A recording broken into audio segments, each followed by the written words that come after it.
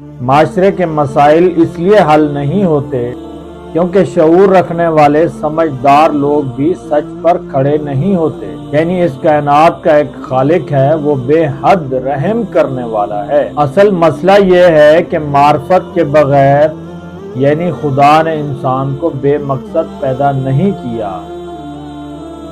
افحسبتم انما خلقناکم عبثا وانکم الینا لا ترجعون، جواب دہی کو نظر انداز کیا جاتا ہے، یعنی مساوات و عدل کو نافذ نہیں کیا جاتا۔ ہم پچھلی ویڈیوز میں دیکھ چکے ہیں کہ معاشرے میں ہر طرح کے لوگ ہوتے ہیں، کچھ واقعی اصول پر کھڑے ہوتے ہیں، مگر مسئلہ سب سے نہیں، کچھ خاص لوگوں سے بنتا ہے۔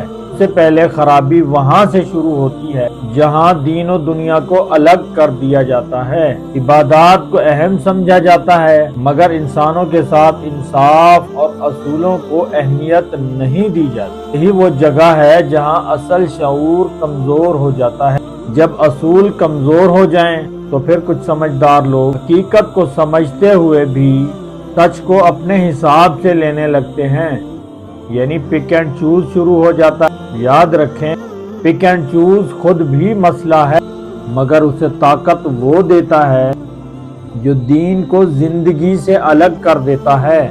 یہ لوگ غلط نہیں لگتے کیونکہ دین میں بھی ہوتے ہیں اور دنیا بھی سمجھتے ہیں، مگر فیصلہ ہمیشہ اپنے فائدے کے مطابق کرتے ہیں، اس لیے معاشرے میں انہی کو زیادہ پذیرائی ملتی ہے۔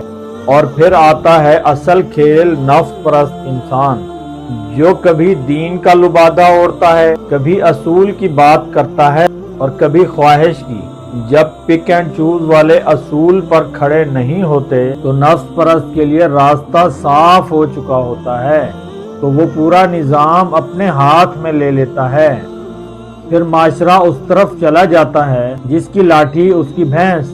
تو مسئلہ یہ نہیں کہ شعور نہیں ہے، مسئلہ یہ ہے کہ شعور کو کمزور کرنے والے بھی ہیں اور اسے اپنے فائدے کے لیے استعمال کرنے والے بھی۔ آپ کی رائے میں مسئلہ کیا ہے، کمنٹ میں بتائیں۔